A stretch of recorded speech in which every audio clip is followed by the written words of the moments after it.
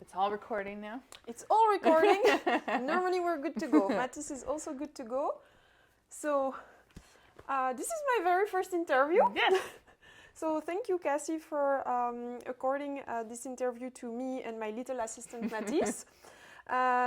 So today we will try to know a little bit more about your career, also because you have a very interesting job in epidemiology in Cornell. And you're going to talk a little bit about what you do and what is the interest of your discipline to explain for those who doesn't know about veterinary epidemiology what it is all about. So can you present yourself in a few words? Yeah, sure. So my name is Casey Caser. I did my veterinary degree and my PhD at Cornell University. Before that, I did a bachelor's degree at Harvard in organismic biology. And I actually grew up around sort of the Cornell area in upstate New York, where we had different menagerie of animals. So I was one of those people who wanted to be a vet from very little. So it was really a dream come true to do all of that.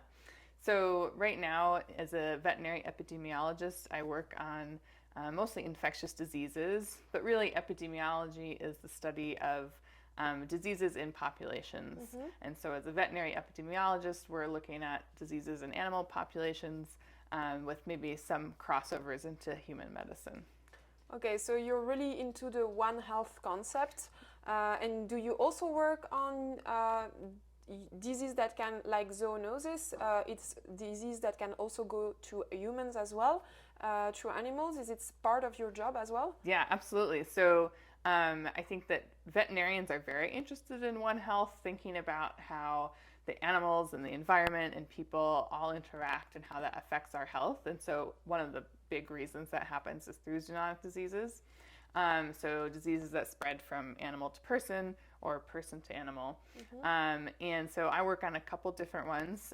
Predominantly, we work on antimicrobial resistant bacteria, which, although there's many different types of bacteria, many of them can transmit between people and animals.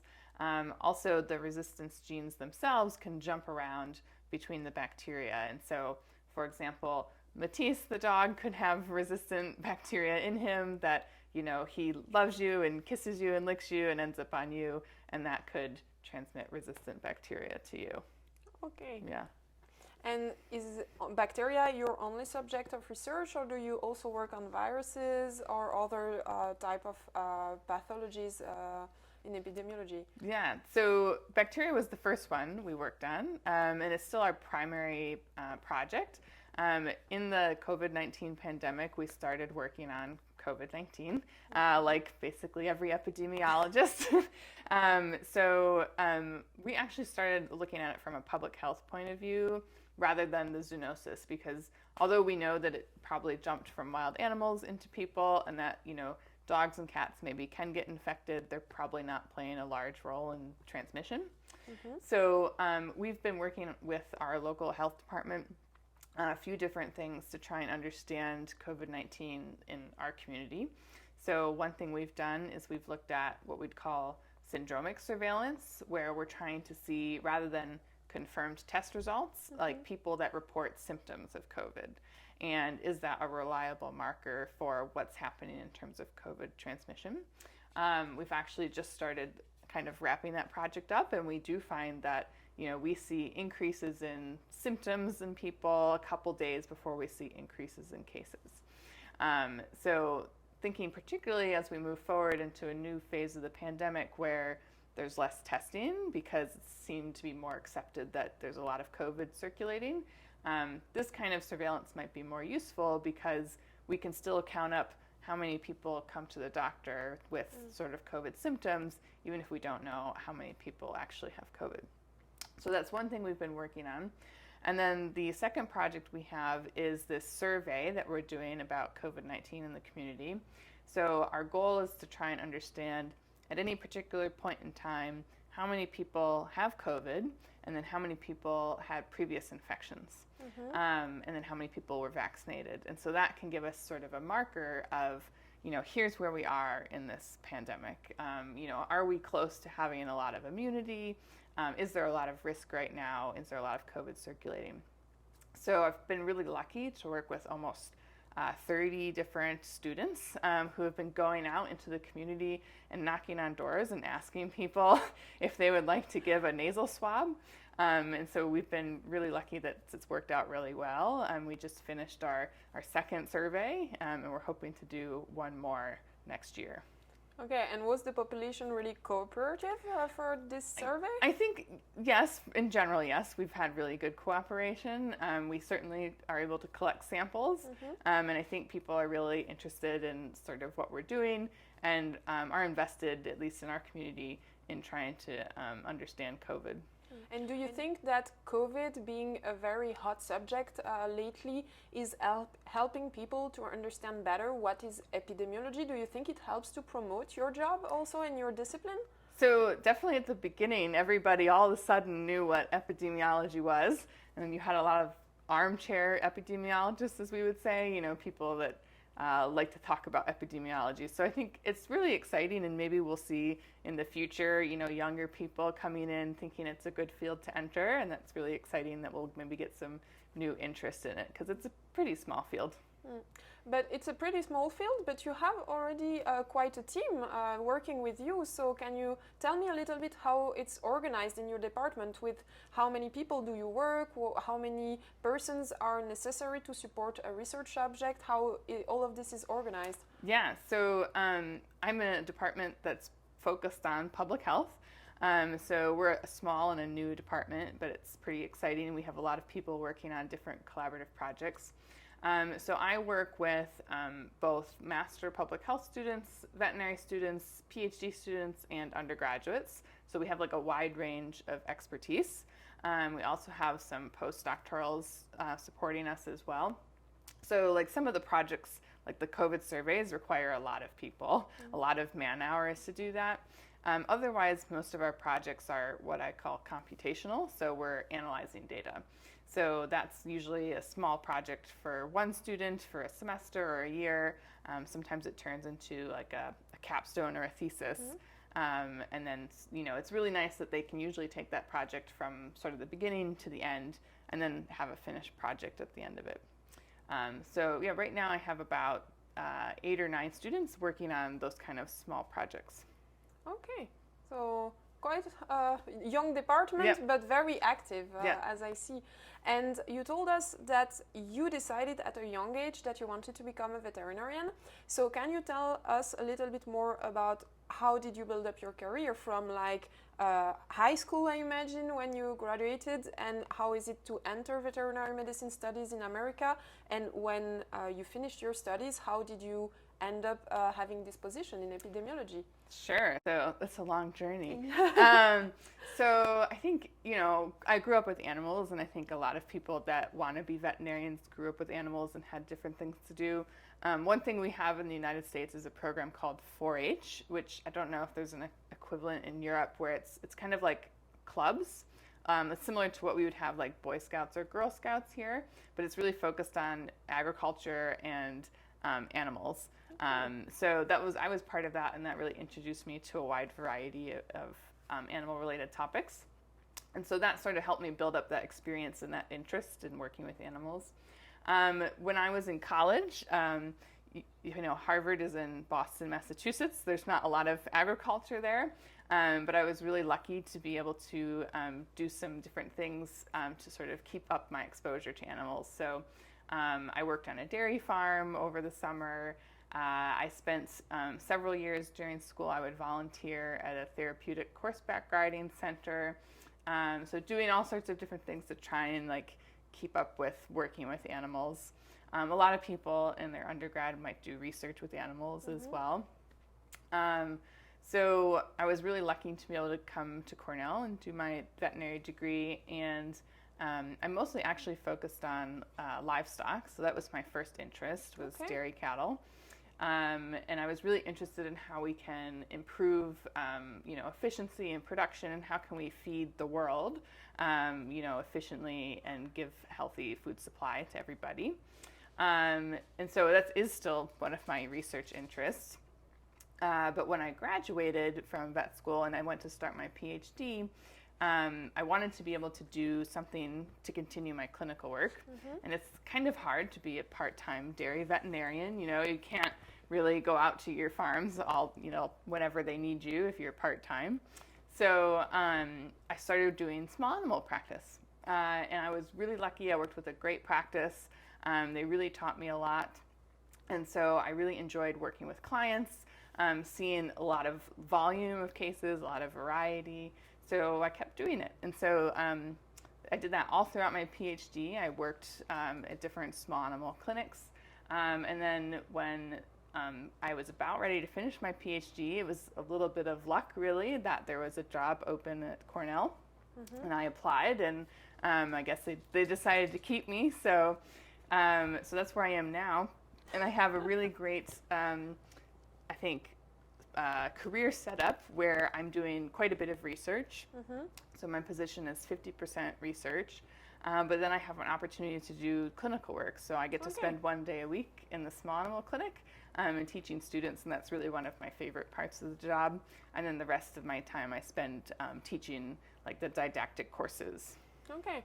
And through this clinical work, do you feel that you have opportunities to sensitize your students to epidemiology in general? Because I assume that in general practice, at the community practice you have here in Cornell, you see animals with infectious disease.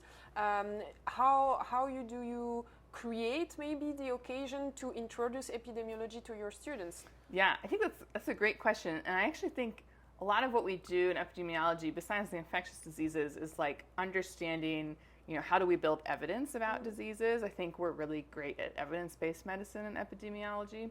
So that's something I really enjoyed talking with the students about.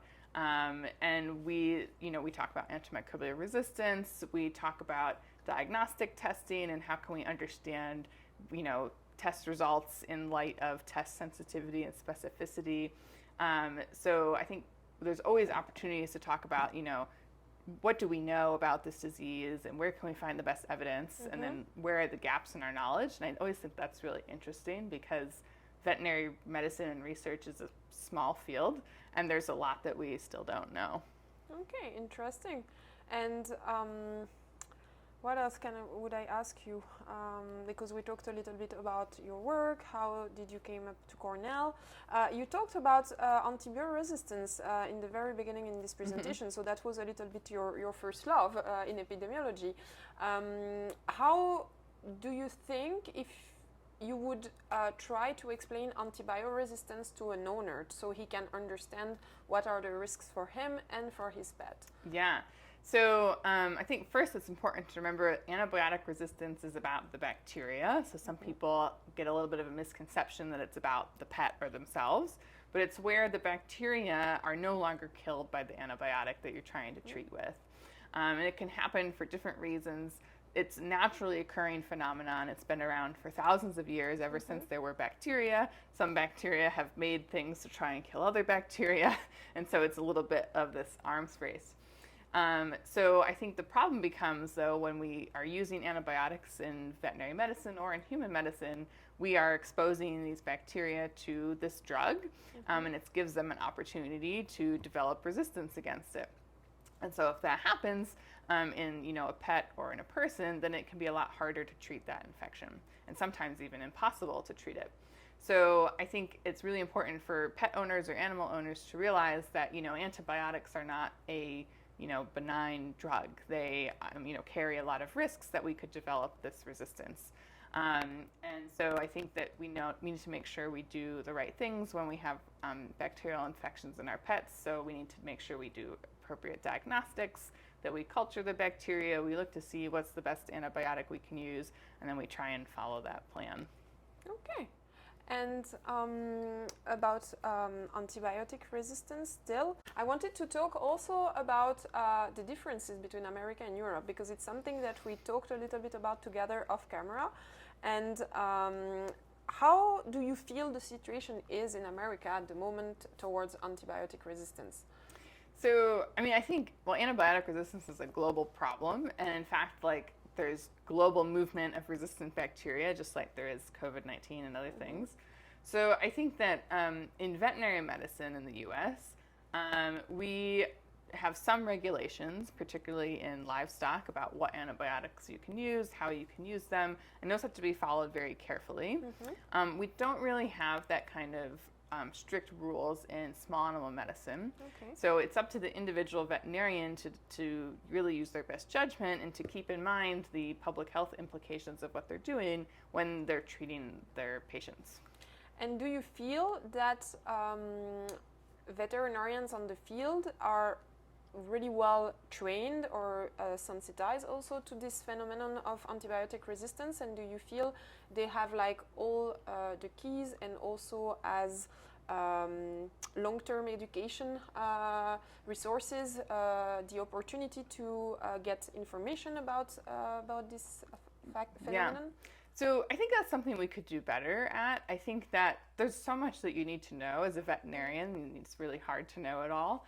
I think we've actually done some research in my lab with some of the veterinary students to try and see, when they're graduating, what do they know about antibiotic resistance? And so I think there's definitely some, holes that we can fill about, how antibiotics work, how to pick the best antibiotic. And one of the things I particularly am passionate about are antibiotic use guidelines. So, very smart veterinarians put together these guidelines about what's the best choice you can make, for example, in urinary tract infections. But very few veterinarians know about these guidelines. So I think that's something that we can really promote, and it really makes your life easier as a veterinarian when you can reduce the number of choices that you have to make and know that you're making a good choice. So I think that there is a lot of room where we can improve in that area. But I know that veterinarians are really interested in this topic and understand that it's becoming more and more of a problem and that we really need to be careful about what we're doing. Okay, interesting. So I think we've talked already a lot about your work and your current projects going on. So it's time for me to close up this interview, and my last question will be, what does it mean for you to be a vet in 2022? Mattis has something to... He has some thoughts.